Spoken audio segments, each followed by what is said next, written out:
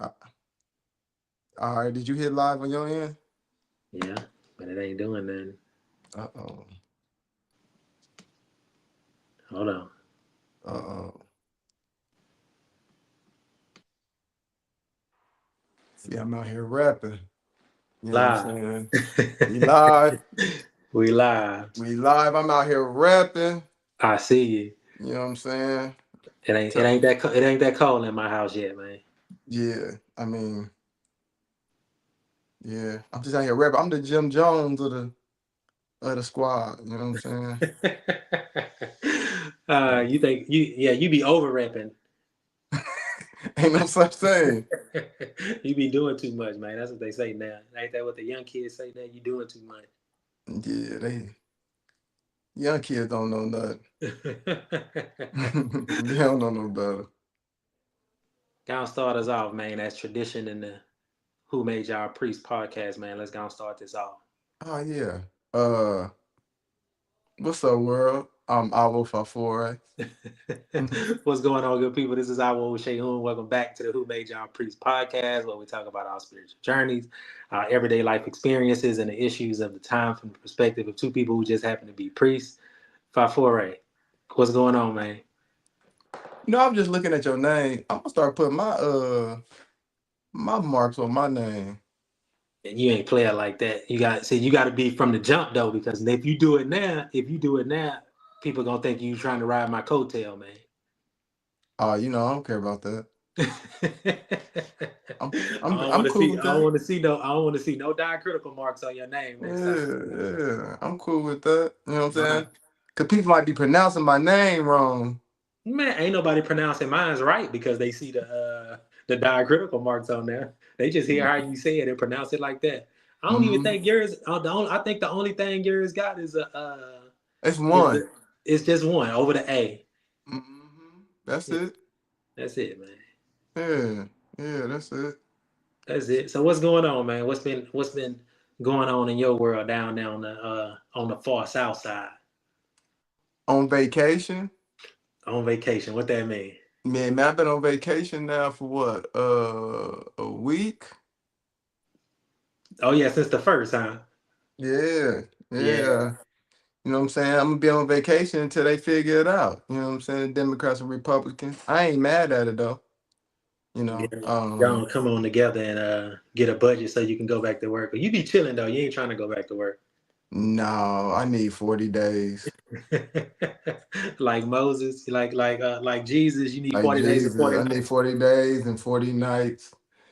The last time we got what 35 days. Yeah, So man. yeah, man. Last time we got 35 days. So I'm hoping for a nice little vacation. Yeah, yeah. What you gonna do? What you gonna do in the meantime? What you gonna do with your off time? Man, read.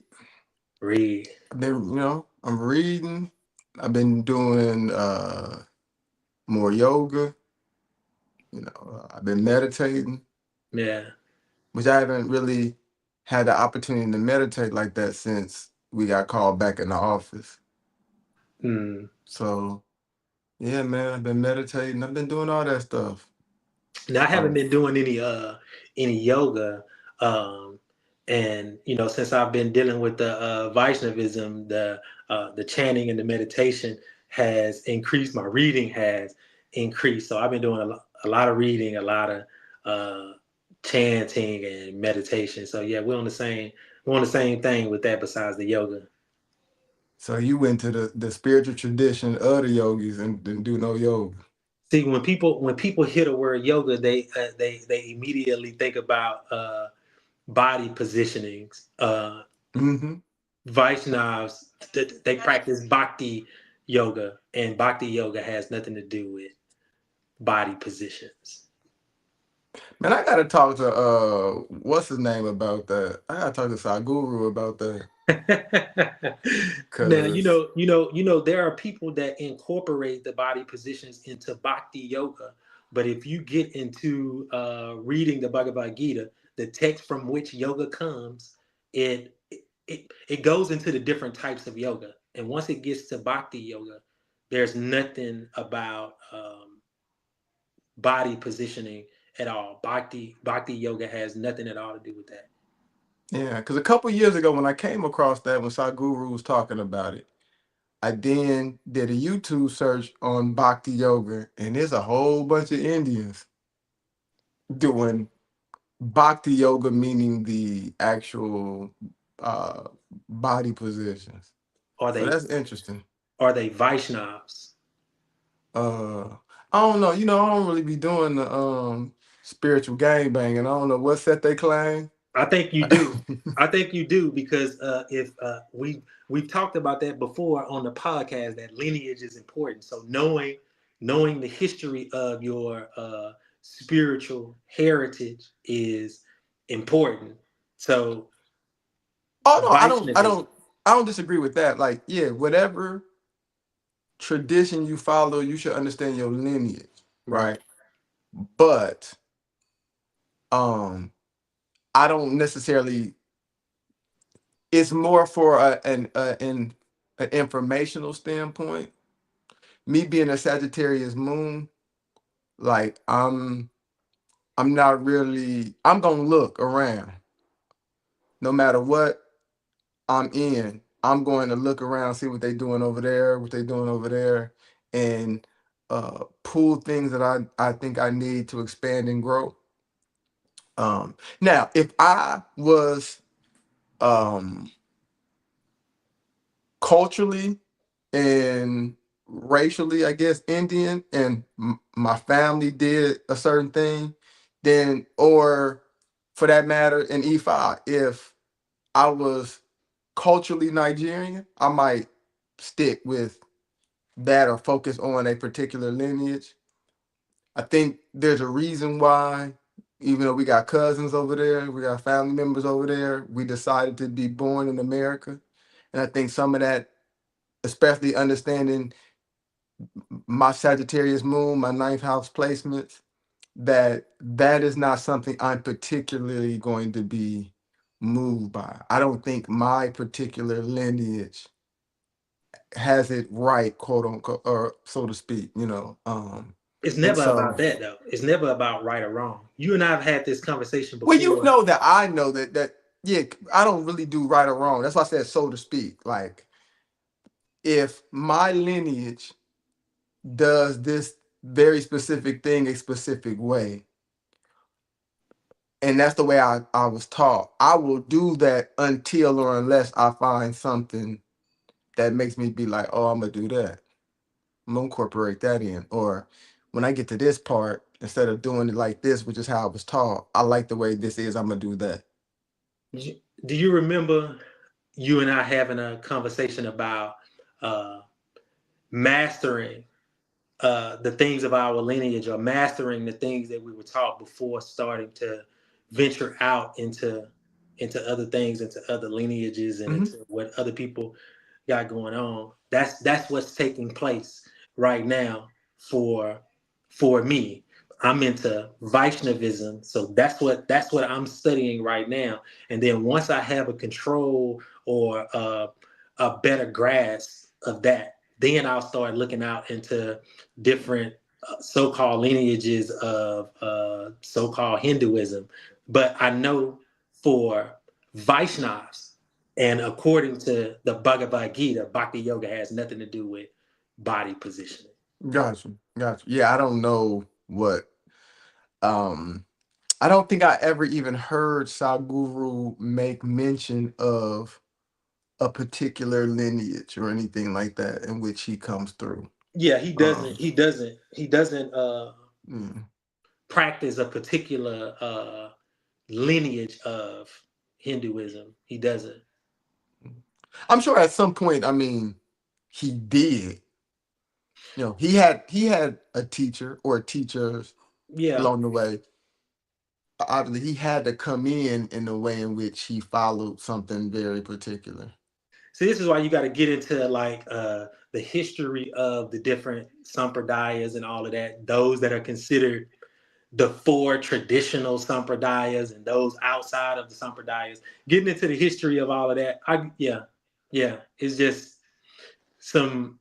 particulars that we would have to get into and read. So for me, from my understanding, the Vaishnavas that I've been around, Vaishnavism as spoken of in the Bhagavad Gita, that's just, you ain't gonna read nothing about body positioning. Now, from what I've read, um, in regards to the yogic tradition, that seems to be a specialty under the umbrella of Hinduism or Buddhism. It's kind of its own sect, I What's see. that? Yogic tradition. It's like, um, you practice Hinduism, you practice Buddhism, but to then be a yogi, it's like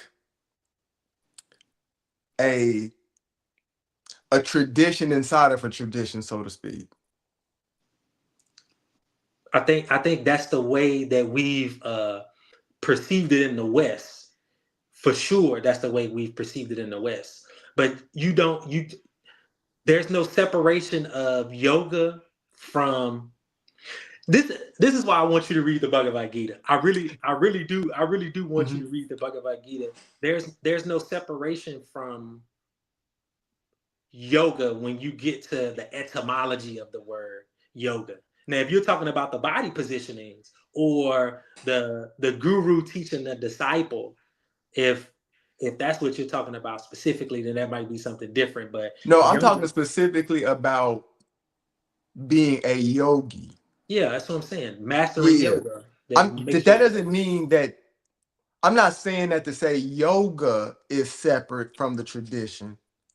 I'm saying the part of becoming a yogi seems to be like when I say a tradition inside of a tradition, that's for lack of a better word. I'm not saying a tradition inside of a tradition and like they have, I guess, completely different rules per se. It's almost like um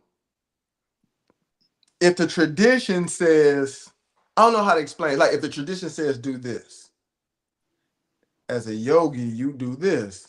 You know what I'm saying? It's just like it's I guess a sect inside like for instance, like you have Gnostics inside of Christianity, right? I look at a yogi in those traditions as like a Gnostic. They all reading from the same book, but the Gnostics is like another level, so to speak. Mm. That's how uh I look at it like this. There's a lot of people doing karate, but then you got ninjas. Yeah, I think that's a. So, for example, Scott, for all intents and purposes, would be considered a yogi. Okay. So all of those who would be considered like sadhus, or let's not use Scott as an example. Those No, who, let's use Scott, because Scott is good. Because Scott tells me he does yoga like every day. yeah, Yoga in, for the sake of the conversation, I'm saying yoga as the body positioning. yeah, yeah, Obviously, yeah, there's multiple limbs of yoga. yeah. No, I've talked to Scott about yoga, and he does incorporate the body positionings into bhakti yoga. Um, but bhakti yoga, and again, I'm using it as the etymology of the word yoga, which just means to bind. Like it's our way to God, binding the spirit soul back to the supreme soul, or the super soul. And Right. it's done a very specific way. In the Bhagavad Gita, there are 4 or 5 different yogas mentioned, and in bhakti yoga, even in karma yoga, there are no bodily positions. But when you get into ashtanga yoga, then you get into bodily positions, trying to reduce the heart rate, meditation. Uh, some of them say that they can stop their breathing, stop their heart completely. Um, those types of things. But those people who practice what Vaishnavism, who would be considered sadhus, would be considered yogis. They would be considered yogis. They learn from gurus, but they just don't do all of the stuff that. that you're talking about. Yeah, The, bo- see, the body positions. Saguru and Ninja then. Cause then you I got get it. Tantra, right? So you got like Osho who talks about Tantra, and he say that's superior to yoga, meaning the bodily positions. Mhm. And he has his reasoning for it, and I mean the book is a good read, but you know, Yeah, I think I got it. I mean, I'm just taking it from the Bhagavad Gita and what Krishna says in the Bhagavad Gita. right. I'm just taking it directly from that and directly from uh, my association with other Vaishnavas. So I'm just getting it from that. Yeah. I'll try to look up and see what if I can find anything about the Sadhguru speaking to his particular lineage. Yeah, Um I looked into his corporation institution um, or whatever the last time you and I talked about this, and that's what I was looking for too, looking to see was there going to be some mention about his lineage. I he, didn't find it. You may find it. he non-denominational. Yeah, he's something like that. When I talked to Scott about Saguru, first Scott thought I was talking to some about somebody else. He sent me a picture of somebody else whose name is Saguru, and then I Right. was like, no, not him. And then he got to talking to me about the Saguru that you and I are talking about. Even there's another guru that was popular. I know you've Paramahansa Yogananda.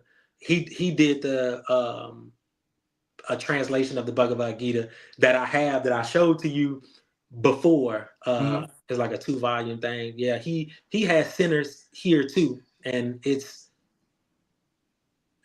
has nothing to do with the bodily positions uh, either. He's more and he doesn't talk about lineage as well. So Mm. yeah, I think the bodily positions have to be important because as our father Kuhn talked about, you being able to go into possession with Allah using the bodily positions in yoga. So it makes sense that as a part of that tradition, somewhere the bodily positions have a high level of importance. Because I'm in a space now after, yeah, me and you've been walking this walk for a while, over a decade, that at some point if some supernatural stuff not going on, we missing we missing the boat. You know what I'm saying? Like I get all the stuff about character, you know, I get all the stuff about, following destiny and purpose and so forth and so on. Got you. But where the magic at? I know I understand those things are important in regards to the magic aspect of it, but where the magic at? And it seems like along with breath work, because yoga and breath work goes hand in hand. You can't again I'm talking about the for those chiming in, the bodily position part of it. Yoga and breath work go hand in hand. So if you're not doing that, where's the magic? Because you see a lot of people talking about the healing aspect of the bodily positions along, and the breath work is inherent inside of that. Like you can't separate the breath work from that. Yeah, you can do additional breath work outside of what you're doing. You're not doing box breath in a lot of the different types of yoga. I'm not saying there's no type of yoga where you might not be in, doing box breath and all kind of other stuff, but for the most part you're not doing that. So to me, they're like meditation and the bodily positions is a lot of the magic. all of that is inside of the Bhagavad Gita. I'm not saying that it's not there. It's just mentioned in stages. And in the Bhagavad Gita, who they consider God, Krishna, Krishna says that bhakti yoga is the perfection of yoga. I'm not saying that bhakti yoga is the perfection of yoga. I'm just telling you what their holy book says that I've read myself. It says that bhakti yoga is the perfection of yoga, but it That's what talks about the Sadhguru says too. Because bhakti, from what I understand, in a very simple form, in a very simple way of saying it, is a state of being. You're gonna have to read the Bhagavad Gita. I don't know what that means. I know what the Bhagavad Gita says, but I don't know what that means. That Bhakti So, Yoga is a state of being. so I'm saying, so when we talk about meditation, like we heard Baba Dare say things like, in regards to meditation, about how meditation isn't something you do, it's a state of being, Mm-hmm. right?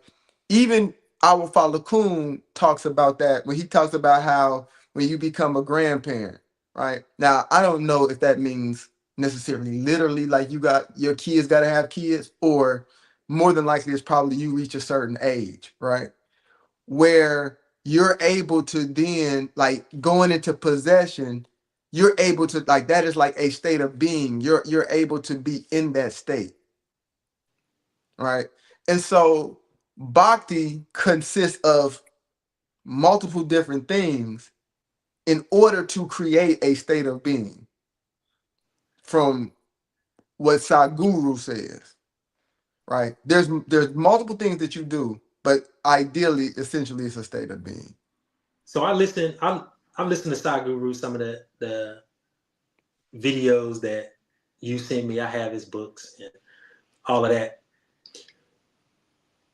You've known me long enough to know that I don't care what people say. I want you to show me in the book, show me in the holy book.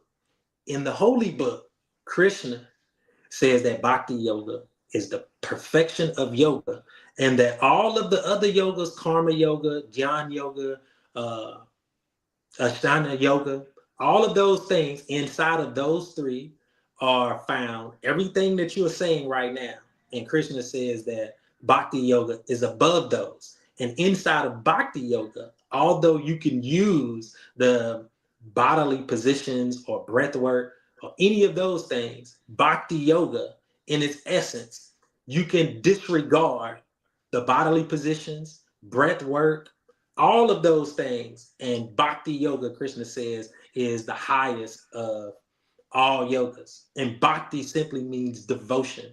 That's all it means. Right. Bhakti All means of that is devotion. in um what is it? Inner engineering?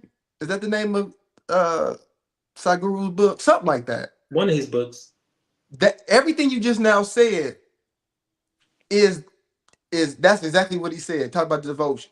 Again, when I hear everything you just said, I hear very simply a state of being. Okay.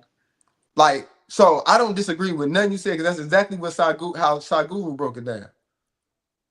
Just like when, similar to like when Baba Dar, we was talking about yoga, I mean meditation. He was like, it's a state of being. It's not simply the act of sitting quietly, or even if you use, you know, if you do chanting or whatever, however you do it, it's not simply that. Like, that's not what meditation is. You do that to reach a meditative state. It's a certain state of being, and inside of that state, you could do all kind of different things. I think we need to Devote. read these holy books. We need to read these holy books, or Mm-mm. these so-called holy books uh, that these traditions come from, for us to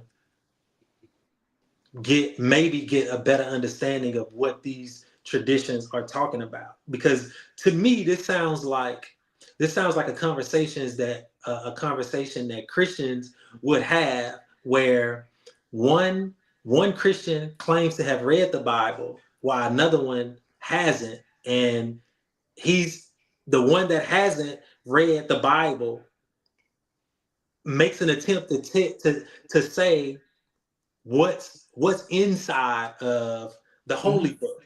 So I'm only saying it don't matter what I believe, because I 9 times out of 10 I won't tell you what I believe. But in the holy book, I don't know about the state of being. In bhakti yoga, there's some things that you have to do. It's not like there also talks about the We different saying the same ages. thing though. Okay. Like, what you saying is, I got some flour, some eggs, some milk, some whatever, whatever, whatever. And I'm saying, oh, you got a cake.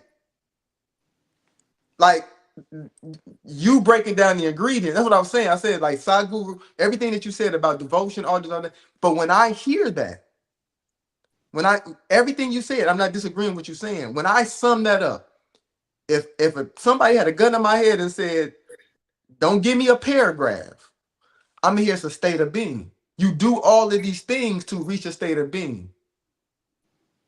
Okay, well, what I'm getting from what you're saying is that yoga and meditation, and when we're talking about yoga, we're talking about the bodily positions. Mm-hmm. That it sounds to me like what you're saying is that without that, there's no magic, and I'm saying that that's not true according to the Bhagavad Gita and according to Krishna. Krishna says that you don't need any of those things; you only need bhakti yoga, and bhakti yoga doesn't have to contain those things. That's why I think we're saying something different. No, no, no. We're not saying nothing different. Um, I think there's a thing on the word of the issue of the word need, right? And I think this is a great transition because this is the same conversation that we have when we talk about Ifa and we talk about the Orishas and things of that nature. Like a lot of us came from Christianity and we say we left Christianity to come over to these different forms of spirituality. But in reality, we brought Christianity with us. We bring the mentality that we learned in Christianity. And all we do is we exchange Christian concepts for Ifa concepts and we dogmatize both. Like in Christianity, they have Jesus, that's the Savior.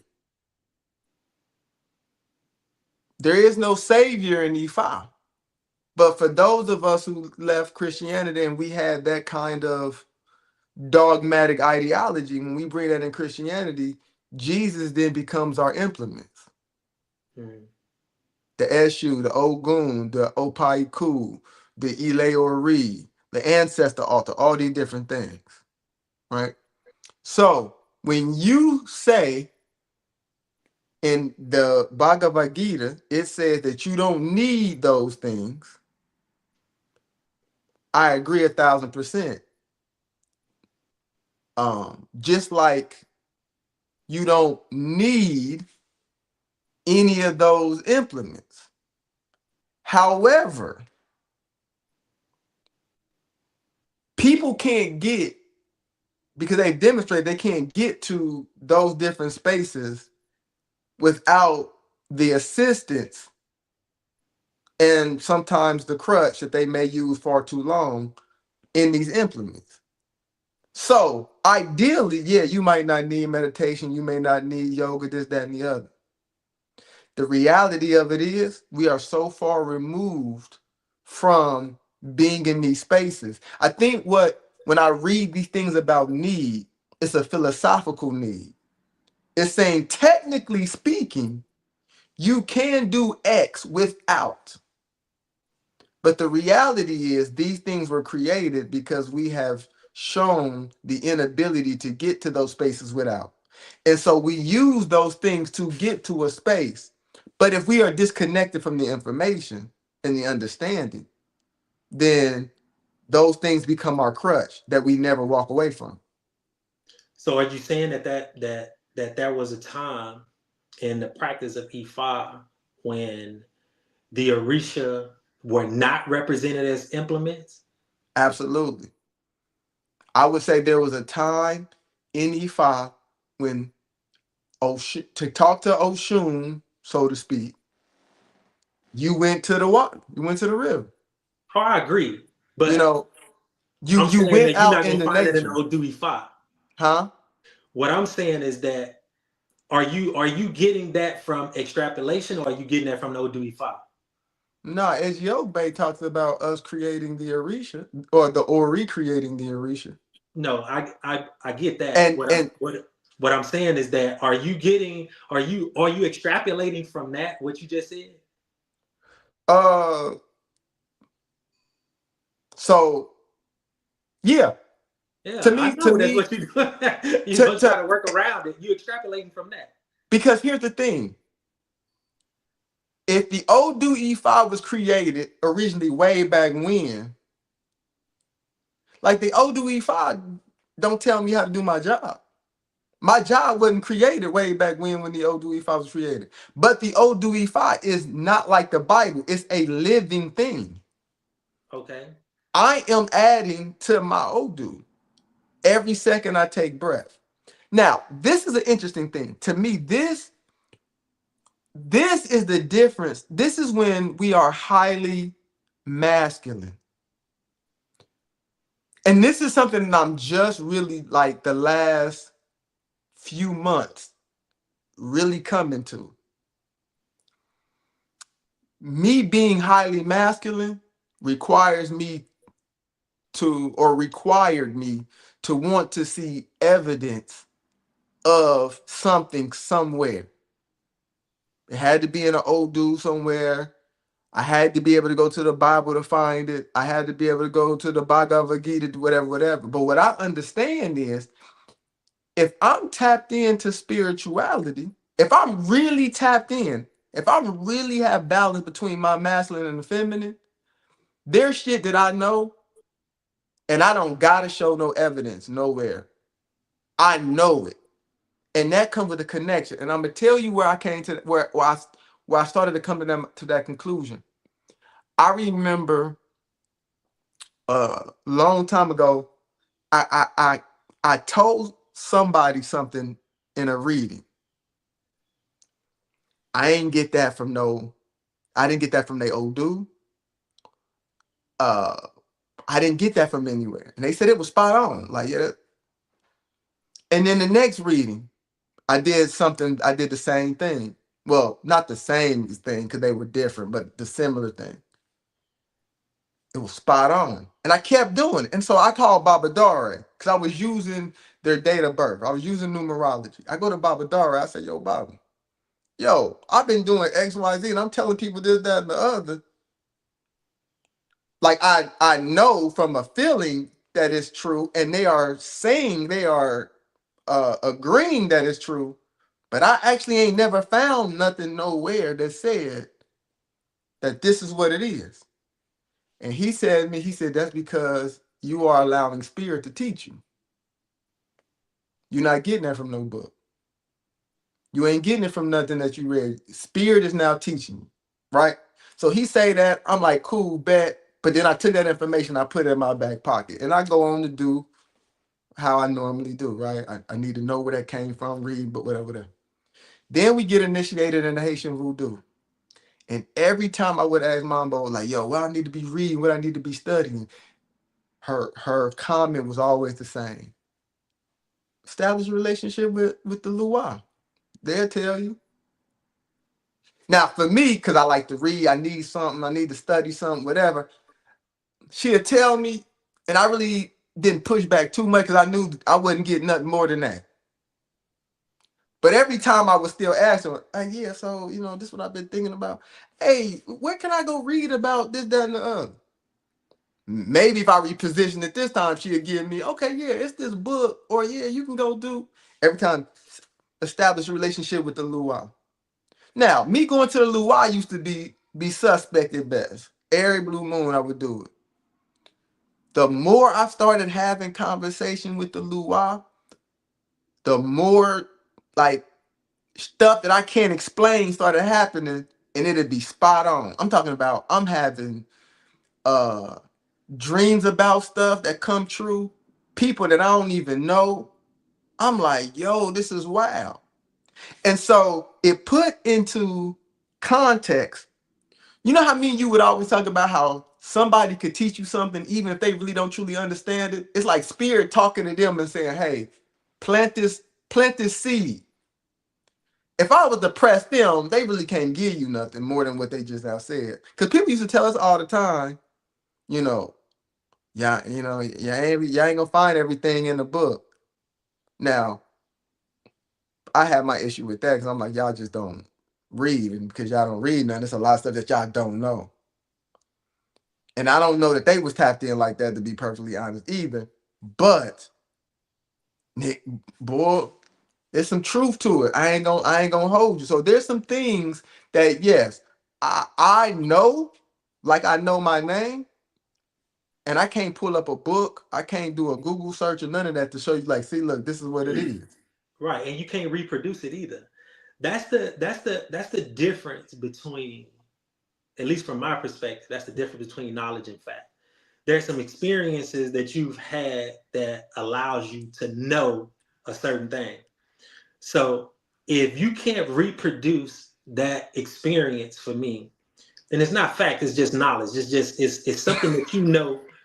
It's something that you know that that's the truth. It's something No, that you yo, know. you telling the truth. Yeah, it's something that you know based on experience. For me personally, for me to get to that point, I would have to have an experience that would allow me to get to that point. Until then, the only thing I can do is accept what you tell me at face value. So like if you say I had this experience or that experience, I saw my grandmother visited me in my dream and she told me blase blase blase. The only thing I can do is take you at face value about what you're telling me. Uh, for me, because I haven't had those experiences, it takes you have to show me something. You have to show it to me. Like you was just talking about you know, people being able to teach you things without them really understanding. And I think that was done on purpose. I think the way these systems were set up, it was done purposely so that, you know, Rakim was just talking about, he says the issue is what you said as far as our Christian mind. We're still viewing mythology as literal history. Now we may have a difference of opinion about what mythology is, because when I think about mythology, I don't think of something that's necessarily uh, not true or false. I just look at it as a story that's meant to convey some type of universal truth, some type of esoteric truth. So that's how I look at mythology. Even in Ifa, I'll always say in the mythology of Ifa, I'll say that for some people that may mean that the story is not true, and for me it doesn't matter either way whether it's true or not. I'm trying to understand the underlying philosophy or the underlying universal truth that it's trying to tell me. But from my own experiences, because I haven't had those experiences, I need you to show me where you got that from. Otherwise, I can only take you at face value as that's an experience that you've had. And all religions are based on that. From my perspective, anyway, all religions are based upon one person having a mystical experience, them being able to talk to other people about that mystical experience, and then the followers making an attempt to have the same mystical experience. That's what all religion is to Right. me. Jesus, Muhammad, Krishna, whoever you look at, they all had these not Krishna but Arjuna. All of them had mystical experiences that we're trying to reproduce. Um, but until then, until I have those type of experiences, you have to show me where you got that from, or I'll just be taking you at face value. So here's the thing, right? When we went through initiation, all 10 of us, we were told we were um overly masculine.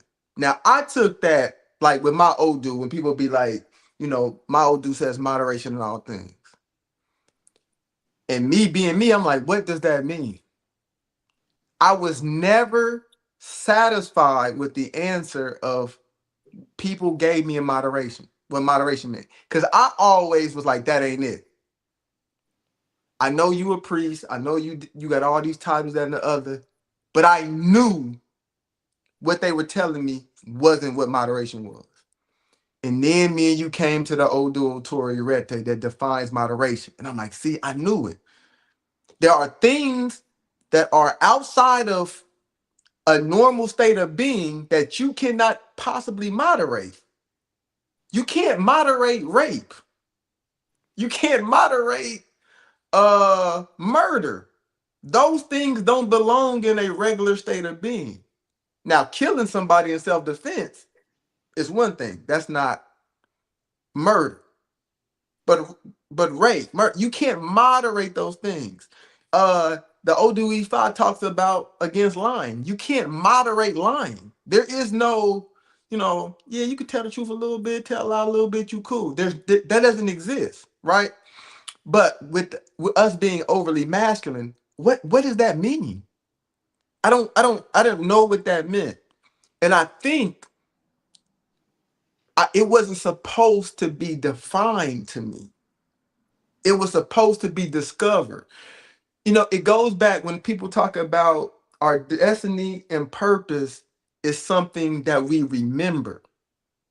But you got to go through an experience to get to that place of remembering, right? And so we had to go on a journey to find out what that meant about us being hyper masculine. This wasn't us. We weren't cavemen where we knocking women over the head and dragging them back to our cave. You know what I'm saying? It's not that. So what does it mean? It is mean as a life path 7, I am overly fact based. So when you say things like, yeah, you have to show me, I get you. Me and you have been side by side with that notion for forever. We always ask somebody, where you get that from? Where you hear that at? So forth and so on. But then I started having that thing Baba Dore said to me years ago that I put in my back pocket. But Mambo reinforcing every time we talk. Just have a relationship with the Lua. They'll tell you. Now, me being me, I'm like, man, come on, man. What you mean? Like, I need something more than that. But when I stopped and I listened and I started really going to the Lua and having a conversation, man, things that got exposed, I said, yo, that is what is meant by tapping into the feminine. I'm gonna read something to you that I took a note on from Osho's book, The Hindu Mystic, for those who don't know who Osho is. Um, it says, I wrote down, man and woman are not only physically different, they are psychologically different. Sex is not only a difference in the body, it is a difference in psychologies also. A feminine mind means receptivity, total receptivity, surrender, love. That is Irete Meji. That ain't in the book. That's Abo Fafore adding that part in. Um, a disciple needs a feminine psychology, otherwise he will not be able to learn. You can ask, but if you are not open, then you cannot be answered. You can ask a question and still remain closed. Then the answer cannot penetrate you. Your doors are closed. You are dead. You are not open. That is what we were or still are. We are not open. We have not really taken on that feminine aspect to be able to truly know, to be able to connect beyond the words on the page or the words in the book. This one I was telling you, me and you had a conversation the other day, and I was like, they got the Hindus got a lot of books, but they ain't wrote down everything. I don't mean that super literally. I mean, yeah, in the literal sense, obviously they ain't write down everything. But it's like, you know how, and I'm about to, this is what I do. I make things, I bring it down to a basic level. If when you hadn't had sex, and your homeboy telling you a story about having sex with a woman, you not reacting in a certain way because you don't understand what that feeling is like. So he like, man, I was with this girl, man. Oh my God, it was so good. It was this, that, and the other. And you like, oh, word? Because you don't know. You haven't had that experience. Now, once you had that experience and somebody say, yo, man, I was with this girl, man. She, oh my gosh, she was doing that. And you like, yes, oh my, because you've had the experience, you could connect. Now, you ain't necessarily been with this woman, but when he explained how explaining, you going back to how you felt when you was with whoever you was dealing with. And that's what you pulling from. That's the feminine. That's that being able to connect on a certain level. Like the spiritual thing, there has to be balance between the masculine and the feminine. If not, we going continuously miss the boat. And and I hear what you're saying. You done had conversations where you just said to me, I really wish I knew him in real life. Cause, cause like I would tell you a story one time about like you looked me in the eyes and you said, if I ain't know you, I would say that was some BS. But because I know you, I know it was real. I just don't know what you're talking about because I ain't had that experience. Right. But That's the truth of how I feel. but I think it's things like meditation. I think it's things like the yoga positions, the physical positions. It's certain like it's the chanting, it's the arikis, it's all these different things that help bring us to that feminine. So we can be in a place where we can receive the messages. I'm gonna tell you, man, this last year has shown me things in spirituality that I'm like, yo, if we really for real master this, you can walk on water. We can walk through walls. We can be in the comfort of our own house and go to other places that we ain't never seen. Stuff that last year I'll be like, I believe it's possible, but when random people tell me they did XYZ, I'll be like, come on. Now it's beyond me believing it's possible. It's me knowing it's possible. Now I want to take a quick sidebar to say this. If you want to have more clarity in your life, if you want to be able to hear what the divine has to say for you more clearly, if you want to be in alignment with your destiny and purpose, if you want your head and your heart to be in alignment, have your eyes and your feet pointed in the same direction, then join us this month on October 19th at 7 p.m. Central Standard Time. We will be doing what we call an Ifa and Ibori. Um, it is a ceremony to feed our consciousness.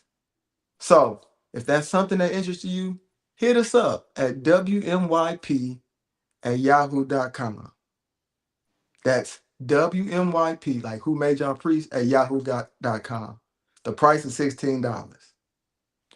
Back to the regular schedule program. You threw an infomercial in there. Yeah, Huh? I had to throw that in there real quick because I noticed, man, we don't never, really talk about that type of stuff enough, man. We don't really post it. We don't really do that. So I wanted to do that real quick. But yeah, man, you got to tap in, my brother. Yeah, that's talked about in what I'm studying right now, and Osho being from the type of culture that consists of um, the master disciple dynamic. Mm-hmm. There is and the Bhagavad Gita talks about that there's a love that must exist between the teacher and the student, and for you to really be able to get the messages from the spiritual master, there must be a love, a receptivity, and everybody who is a student is the feminine portion of that dynamic. And I think here in the West, we've kind of lost that. as far as the master student dynamic is concerned. Like we don't really love our spiritual masters Hmm. to the point of uh, what the Bhagavad Gita calls surrender. It's almost like you you trust them not just with your spiritual life, but with your physical life as well. It's a full surrender to um, the spiritual master. I don't think we have that here in the West, and it sounds to me like what Osho was talking about. I think I read that part too. That comes from that big red book, the Book of Secrets. Yeah, the 112 meditations. See, man, listen. This is why you my soulmate. Now, before y'all who don't understand what I'm saying, I was gonna say pause, but that's for young yeah, people though. before y'all get it twisted, right? I see soulmates as like egg bay, Mm, right? Doesn't necessarily have to do anything with an intimate relationship, but it could. You know what I'm saying? But this is why he my brother. The very next paragraph that I put in my notes from what you that I just read was Osho says the deeper teachings cannot be given unless there is love between the disciple and master. mm, Only then can the higher, the beyond be expressed. And then I wrote in my notes, this is why in Ifa we are wives of Arumala. And then the book goes back to state this signifies the deep love and the feminine characteristics of femininity. mm. Like, so my Odu, for those who might not know, um, yeah, Robbie just said, talk about being on the same page. Me, I'm gonna tell you, me and this guy are on the same page 9.8 times out of 10. And the point one time that we might not be on the same page, at least we think we don't do, is just a difference in language. And then when we get to defining whatever word we use, it's like, oh yeah, I see what you're saying. Like early in the conversation, I ain't disagree with what he was saying. To me, all those different things, devotion, all that other stuff, and the bhakti yoga, Sadhguru summed it up, and I understood what he was saying because I had read it. Was basically this is a state of being, similar to what how I will follow Kuhn talking about certain things, like when he talks about being an elder.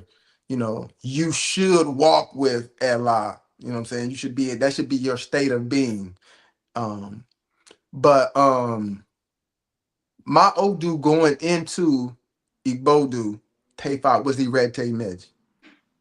Can't get more feminine than that. That is the Odu of initiation, the Odu of submissiveness. Now, I know why Spirit gave me that message. Because I am going to, under normal circumstances, logic my way through everything. Where you get that from? Who told you that? I need evidence. I need proof. Okay, well then if that mean that, then what about this, that, and the other? Now, at the end of all of that should be when you are life path 7 should then be that expansion of consciousness and that connectivity, right? There should be a method with the madness of once you go down a path so far, it brings you back to where you should be. And yeah, man, that was deep. Now we did have some things that we wanted to very specifically um I was just gonna say, address. I was just gonna say, man, we've been on here 50 some minutes. We ain't even talking about what we was Yeah. what we were Yeah. supposed to talk about. I think the one thing you remember, I forget who, man, somebody gotta let me know. Back in the day, you gotta be 40 at least to know the answer. Back in the day, there was a rapper who used to have these skits. If Rakim is still on the live, he'll know. Where they had the mad rapper skits, like tell them why you mad. Oh. I'm gonna Yeah. tell you something that I'm about to stop doing. I think I started to stop doing it. Um, but I really want to focus on this. And I'm gonna make this admission. My name is Awo Fafore. I am a priest of Ifa, and I do not believe in God. And I think that's important to state because I see far too many Ifa practitioners really going hard with the God thing. Like, really going hard with it. Like, I hear people saying things like, you know, like when things are going good, man, I'm just following the plan, or I'm just trying to follow the plan that God set for me. Give me the Odu that says that. Give me the Odu that says that. Give me where in the Odu E5, uh, give me water cooler talk in E5 where this is the conversation. Where are you getting that God made this plan for you? So now let me push back on that a little bit, because now Mhm. it what if that is their experience and them being tapped into this spirit that you're talking about being tapped into. What if that's what they're getting? What if that's their experience and they know because of experiences that they've had, that God exists, that God has a plan for them, that God is personal to them, that God intervenes for them? Why can't that be an actual thing? Why can't that be? So because so here let me tell you a couple things we do know. We do know that God is a Judeo-Christian concept. That is where God comes from. In Ifa, you got Shango, you got Olodumare, you got Oduduwa, you got Yemoja, you got Iyami, God. One of those things does not go with the other. One of those things is not like the other. Which one is it? God. Everything else is a Yoruba name. God is not a Yoruba name, right? When you look at God in the Bible, there is a set of characteristics, not simply being the creator of all things, but God is also the son of Jesus, or God may be Jesus himself, depending on who you talk to and what day of the week of said Christian that you had a conversation with. God was a jealous God. God wanted to be feared. God destroyed the world with a flood. Um, God murdered people in the Bible. Uh, the entities that we associate with being the creator in E5 has none of those characteristics, attributes, or functions outside of the aspect of being a creator, right? Um, what happens is that when we left Christianity, we didn't unlearn and relearn. So we use words like heaven and God, for instance. I think So you're those are the talking about two. so you're talking about for E5 practitioners specifically. No, no, no, no. I'm talking about across the board. Because I even talked about, had a conversation with Scott about Hinduism. He said, yeah, we don't got no God. We got, spirits. They have names. Again, they have different attributes and functions. But in conversation with non-practitioners, they'll use the word God to try to connect because Christianity is by far and wide the most practiced tradition. It, I'm gonna have to re-ask Scott that question. I would like both of us to be uh present when we talk to Scott about that, because um yeah, I would like to get the context around that, because yeah, yeah. that doesn't seem to be the case at all from me talking to him and my readings of the Bhagavad Gita, because Krishna is called the supreme personality of Godhead. He is considered supreme. He's considered God. There is destruction. There is the destruction of not just the earth but the universe over and over again. All of that takes place in So you talking about what he is, everything you just said about what Shiva is called, everything you said in that whole sentence is English. Shiva is Shiva. It, But Shiva is a demigod. Shiva is Shiva. A demigod. Again, we talking about we using English words. We understand like the whole Eshu being the devil comes from Christian missionaries going to Nigeria and translating the Odu Ifa. And then they was like, oh yeah, we're gonna call this like the devil. So let's do this. What's your description of God? This Judeo-Christian thing that you talking That's what about? I'm saying. So I don't have a description of Sam because I know multiple Sams, right? I have a description of each individual person who I know who has that name. God, not a creator, but the word God is a Judeo-Christian thing, and there are characteristics, attributes, and functions associated with the God in the Bible.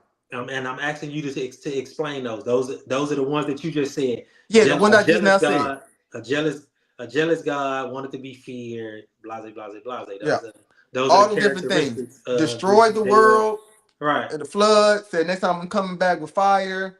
You know, God murdered people, so forth and so on. When the devil went and had a conversation about Job with that entity, he didn't have the conversation with Shiva. Didn't No. have the conversation with Olodumare. So let's take the names out of it then. What I'm saying is that in the Bhagavad Gita, that entity, which is said to be God, performed all of those things that you just said But in that's the Bible. not. Again, it's said to be God because they are using an English translation. I'm saying God, like for instance, you said, let's take names out of it. If you get home, your wife said, hey, you got a phone call, and you said from who, you gonna be like, and she just be like, I'm throwing names out of it. You gonna be like, well, then who the hell called me? Okay, what I'm So I'm saying is saying, that I'm basing it on the characteristics that you describe.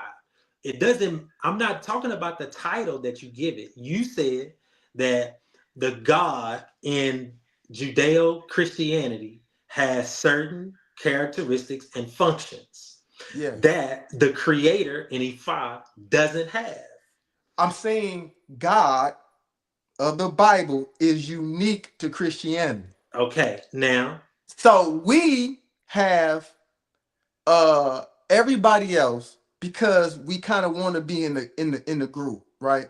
We don't want the majority to look at us like we some heathens. So when they be like, "You believe in God?" We be like, "Yeah, I believe in God." But when you say you believe in God, you saying you believe in this entity who had a son named Jesus, or maybe Jesus himself, who did all of these different things. That's what they're referring to. so you're talking about as specific as having a son named Jesus. What I'm saying is that people in Yoruba, when they talking to Yoruba speaking people, they're not saying they're not talking about God. You know what I think is which is crazy? When I was in school, I learned that New York in Spanish was Nueva York. That doesn't make any sense. New York in every language should be New York. Why? Because New York is a name that was created by the America has a state called New York. They have named it. How the hell do you translate the name? It should just be that's what it is. You know what I'm saying? So in in the Bible, they have this entity called God, and this God has all these attributes and functions.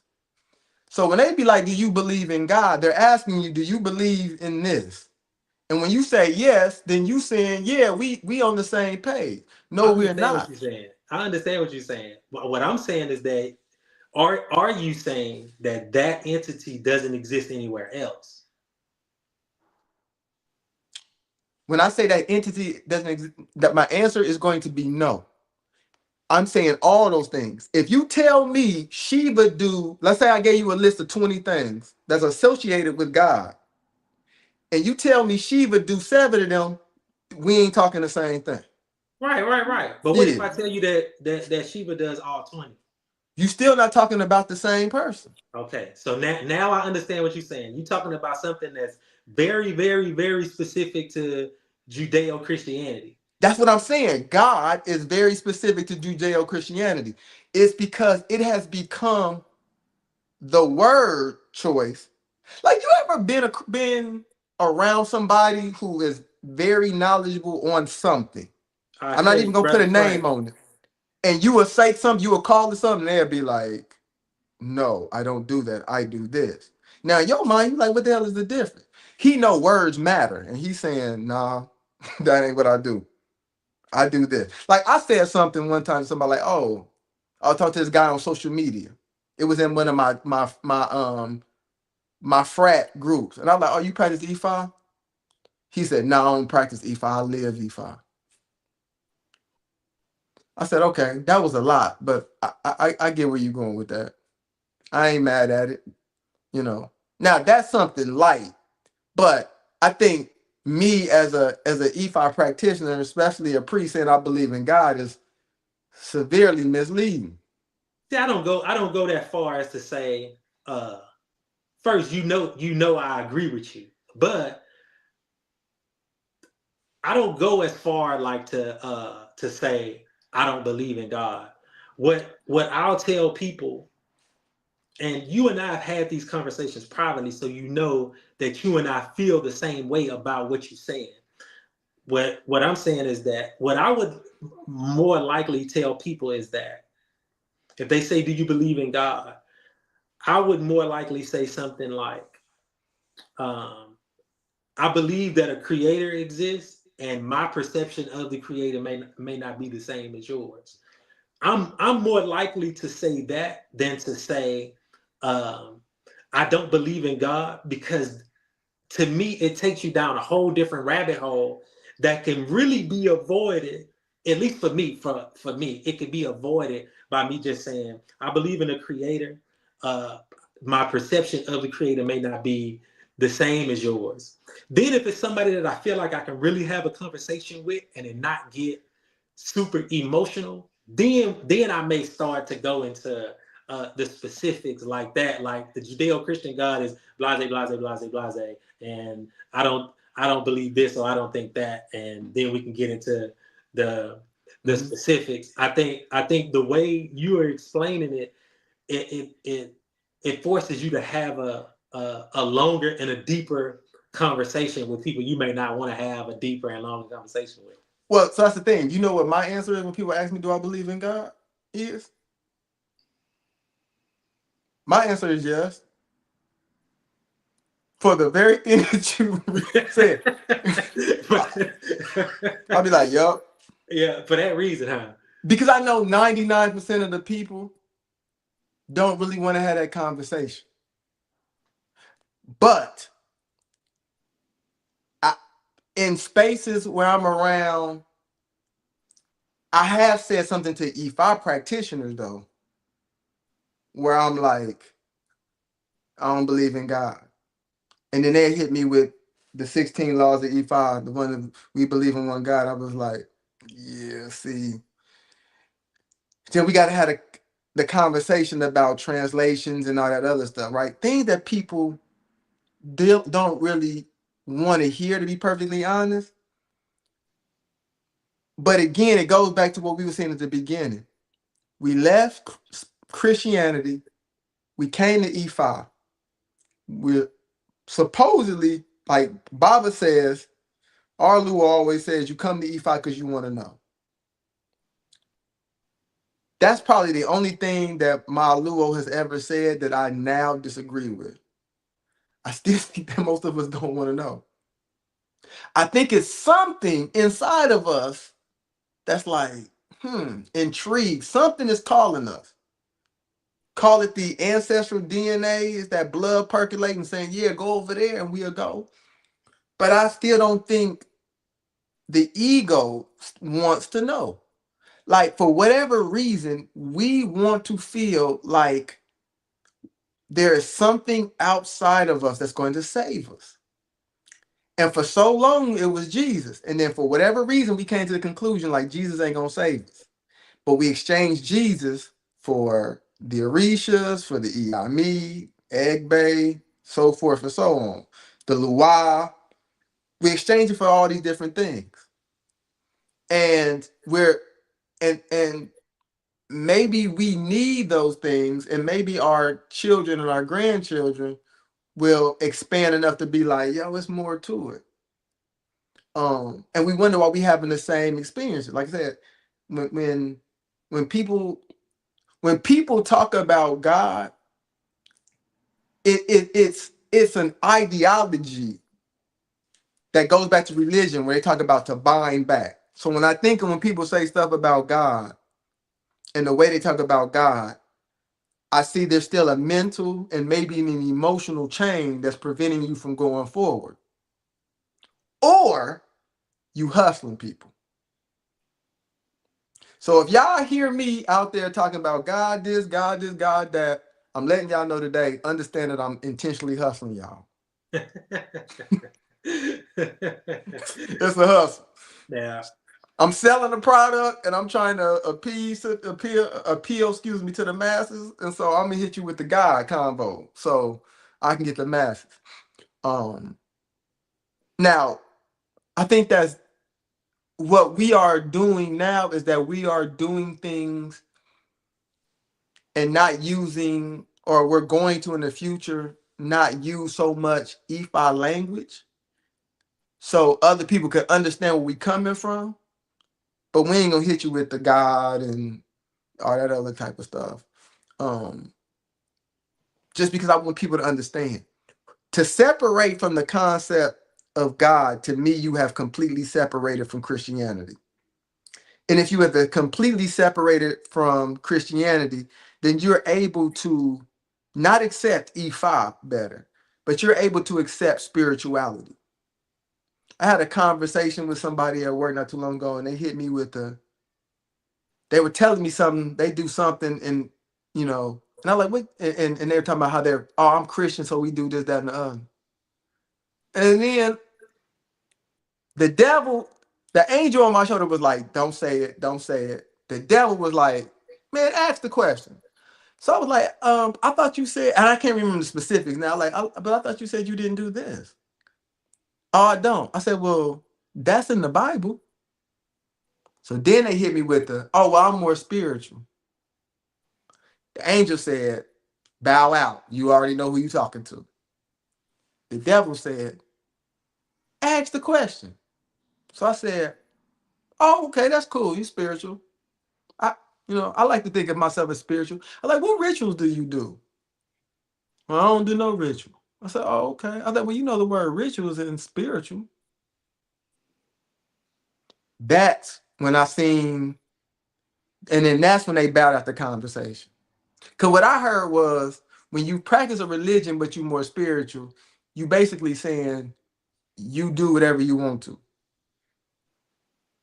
Like, what I'm hearing is you haven't read the Bible, first and foremost. And then you have decided what you want to do and what you don't want to do. And you just out here raw dogging life. And you saying you Christian because it's convenient, because all you know. But if you ain't read the Bible, though, do you really know it? I would say no. Just like if you practice E5 and you talking about God made a plan for you, that ain't what E5 teaches. E5 teaches that you made the plan. You created and signed the contract, and then you go to Olodumare, and Olodumare, not being the hater, was like, hey, go forth and do great things. And then you active. Then you are born, you come through your mother's birth canal, you forget everything you agreed to, and then you start on the journey of remembering. But none of that is God or any being said, hey, you're going to do this, you're going to do that, you're going to do this, you're going to do that. These are the list of instructions and rules you're going to follow. Now go off and do my bidding. That ain't how that works. Now, and with all of that said, I agree with that. I still wouldn't tell anybody that I didn't believe in God. If if I felt like I could have a conversation with somebody and they asked me, because I had a homeboy that knew me for a while, and for a long time he thought I was an atheist.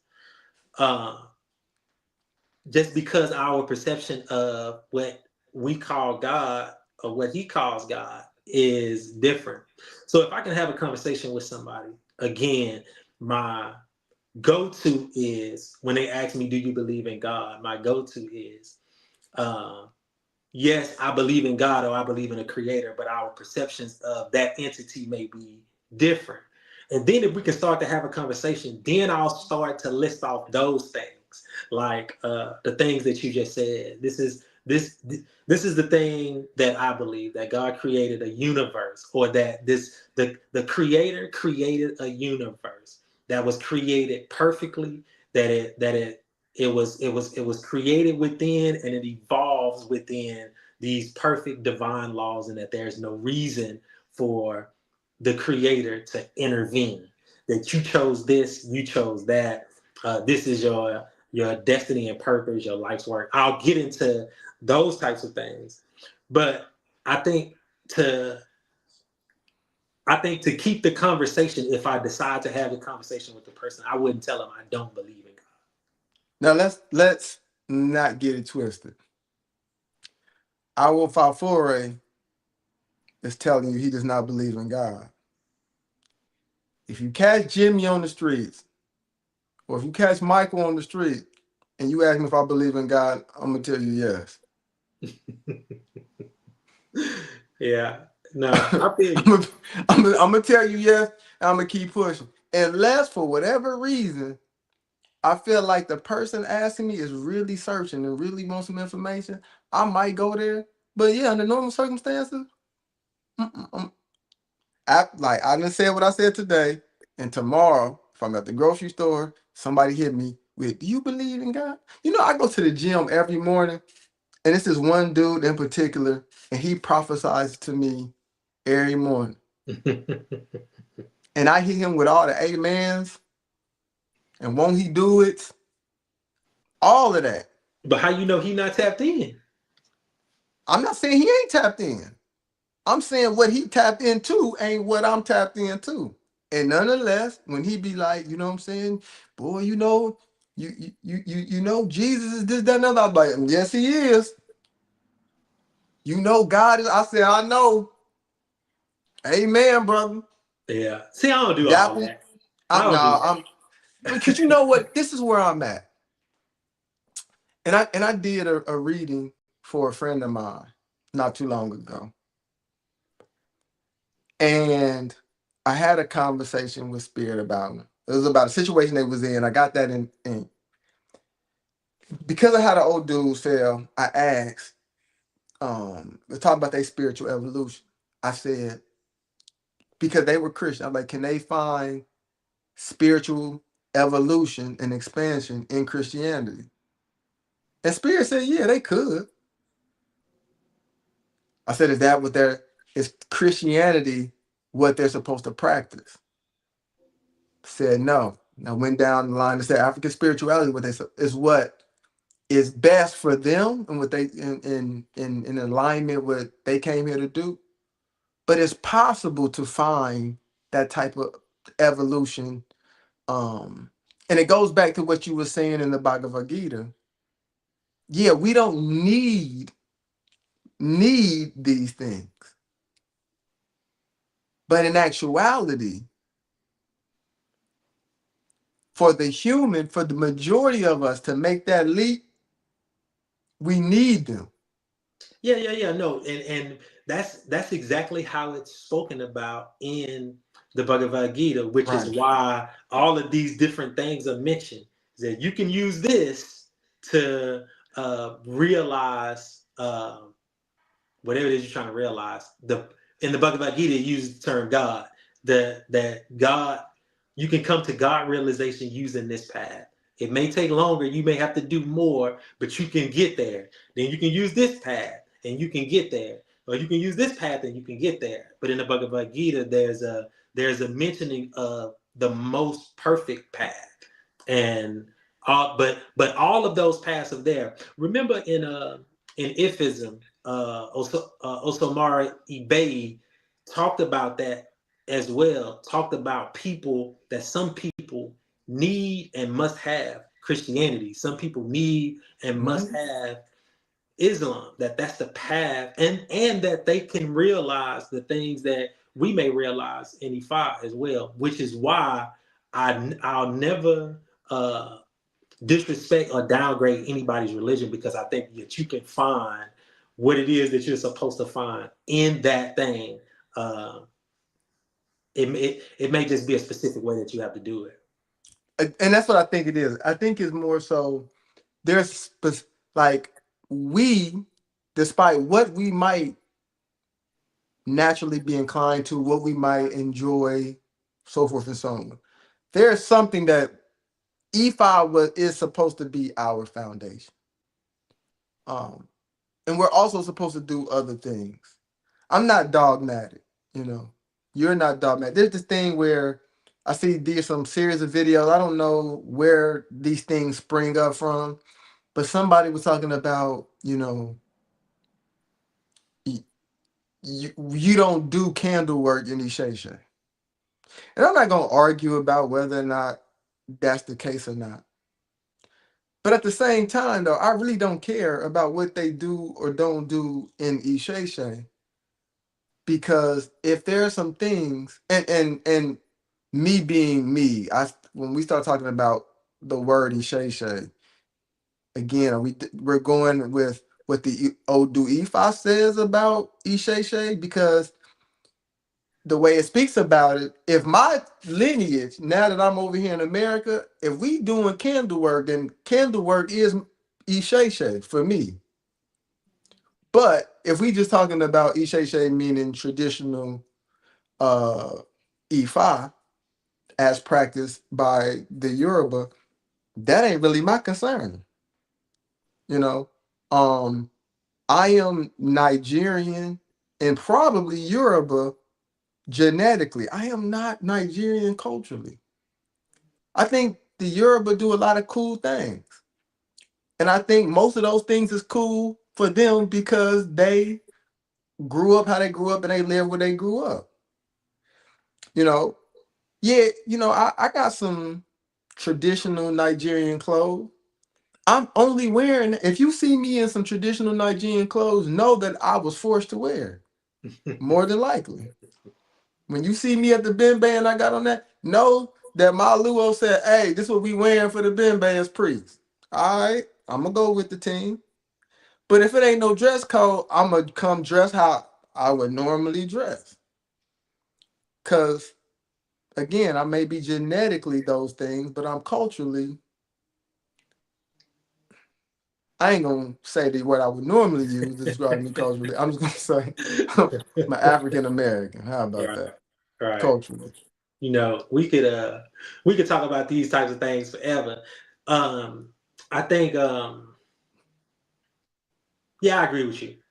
And you know I do, and how I feel about the Isheshe thing and the dichotomy between the Isheshe and Lukumi or Santeria and all of these different things, and how you know we feel about people saying that you shouldn't mix this or that, and all of these different things. And we are about what works, and that's the only thing that really matters to me is what what works. Right.